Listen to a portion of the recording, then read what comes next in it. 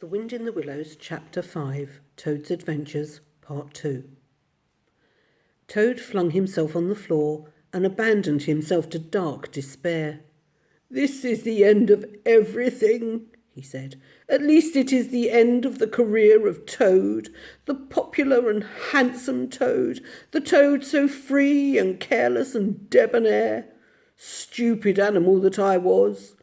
Oh, wise old badger! Oh, intelligent rat and sensible mole!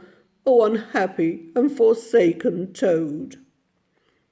With lamentations such as these, he passed his days and nights for several weeks. Now the jailer had a daughter who was particularly fond of animals.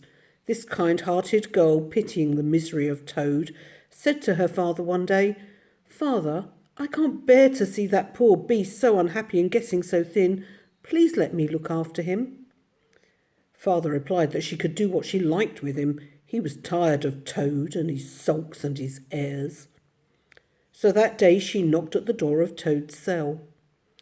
"Cheer up, Toad," she said coaxingly, "and do try and eat a bit of dinner. I've brought you some of mine." But still Toad wailed and kicked with his legs and refused to be comforted. So the wise girl left for a while. When she returned, some hours later, she carried a tray with a plate piled up with hot, buttered toast. The smell of that buttered toast simply talked to Toad, talked of warm kitchens, of breakfasts on frosty mornings and cosy parlour firesides on winter evenings. Toad sat up, dried his eyes, munched his toast, and soon began talking about himself and how important he was, and what a lot his friends all thought of him. The jailer's daughter saw that the topic was doing him good and encouraged him to go on. When she said good night, Toad was very much the same self-satisfied animal that he had been of old. They had many talks together after that, and the girl grew very sorry for Toad. One morning she was very thoughtful. "Toad," she said presently, "I have an aunt who's a washerwoman." There," said Toad. "Never mind. I have several aunts who ought to be washerwomen." "Do be quiet, Toad," said the girl. "You talk too much and I'm trying to think." "As I said, I have an aunt who's a washerwoman. She does the washing for all the prisoners in this castle. Now, you're very rich and she's very poor. A few pounds wouldn't make any difference to you, but it would mean a lot to her. Now, I think if she were properly approached, she would let you have her dress and bonnet and so on, and you could escape as the official washerwoman. You're very alike, especially around the figure." "We're not," said Toad in a huff. "I have a very elegant figure for what I am, and you wouldn't surely have Mr. Toad of Toad Hall going about the country disguised as a washerwoman." "Then you can stop here as Toad," replied the girl. "I suppose you want to go off in a coach and four." Toad was always ready to admit when he was in the wrong. "You are a good and clever girl," he said. "Introduce me to your worthy aunt, if you would be so kind." Next evening the girl ushered her aunt into Toad's cell. In return for his cash, Toad received a cotton print gown, an apron, a shawl, and a bonnet. Shaking with laughter, the girl proceeded to help him into the gown and tied the strings of the bonnet under his chin. "You're the very image of her," she giggled. With a quaking heart, Toad set forth. But he was soon agreeably surprised to find how easy it was. The washerwoman's squat figure seemed a passport to every barred door and grim gateway. The humorous sallies to which he was subjected formed his chief danger, for Toad was an animal with a strong sense of his own dignity. He kept his temper, however, though with difficulty. It seemed hours before he crossed the last courtyard and dodged the outspread arms of the last warder, pleading with simulated passion for just one farewell embrace.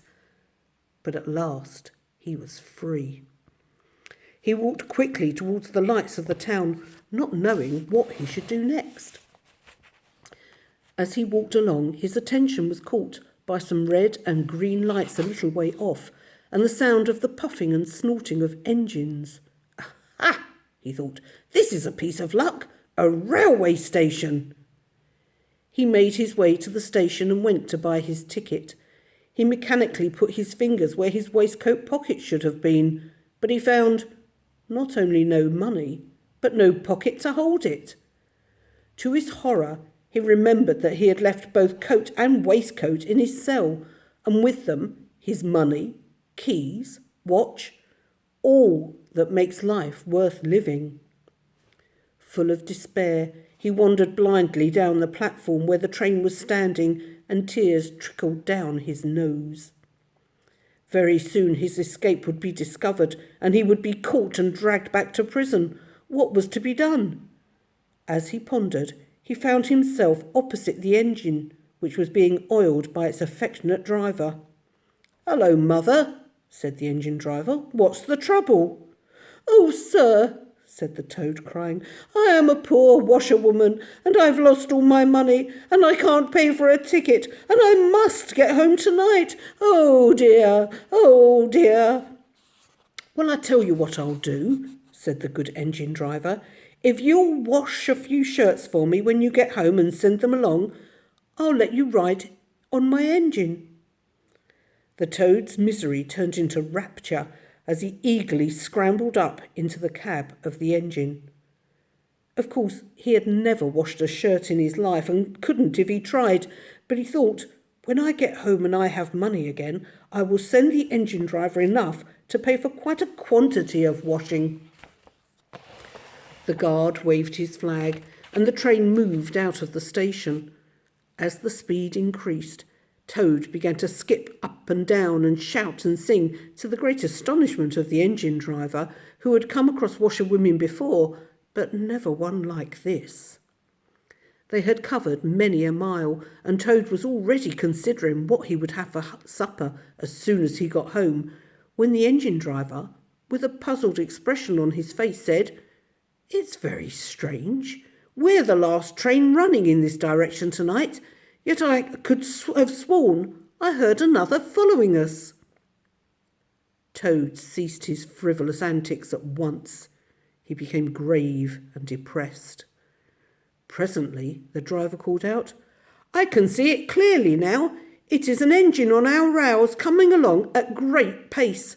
It looks as if we're being pursued. They're gaining on us, and the engine is crowded with policemen, waving truncheons and all shouting, 'Stop! Stop! Stop!'" Then Toad fell on his knees and cried, "Save me, kind engine driver. I am not the simple washerwoman I seem. I am a well-known and popular Mr. Toad, and I have just escaped from a dungeon in which my enemies had flung me. I only borrowed a motor car while the owners were at lunch. I didn't mean to steal it, but magistrates take such harsh views of high-spirited actions." The engine driver looked very grave.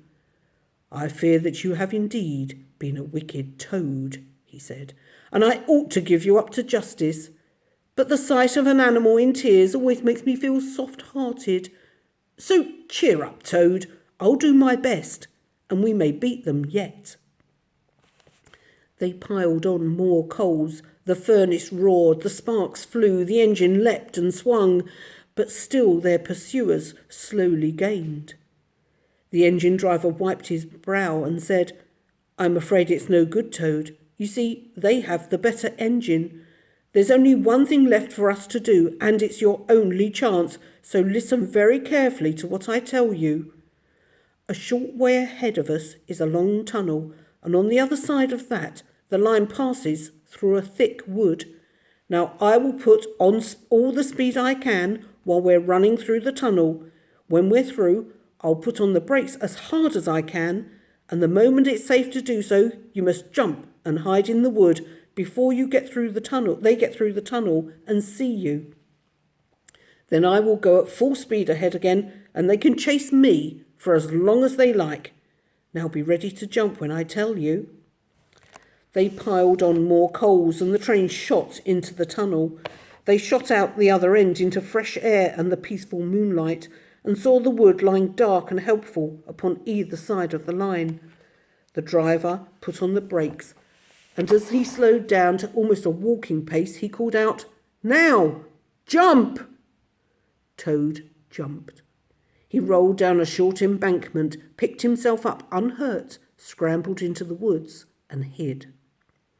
Peeping out, he saw his train get up speed again and disappear.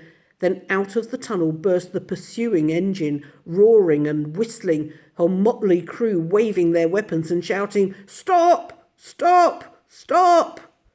When they were past, Toad had a hearty laugh. But he soon stopped laughing when he came to consider that it was now very late and very dark and very cold, and he was in an unknown wood with no money and no chance of supper, and still so far from home. He dared not leave the shelter of the trees, so he stuck into the wood, leaving the railway far behind him. He found the wood strange and unfriendly. An owl, swooping noiselessly, brushed his shoulder, making him jump. A fox looked him up and down in a sarcastic sort of way and said, "Hello, washerwoman, half a pair of socks short this week. Mind it doesn't occur again," and swaggered off, sniggering. Toad looked for a stone to throw at him, but he couldn't find one, which vexed him more than anything. At last, cold, hungry, and tired out, he sought the shelter of a hollow tree, where he made himself as comfortable a bed as he could, and slept soundly till the morning.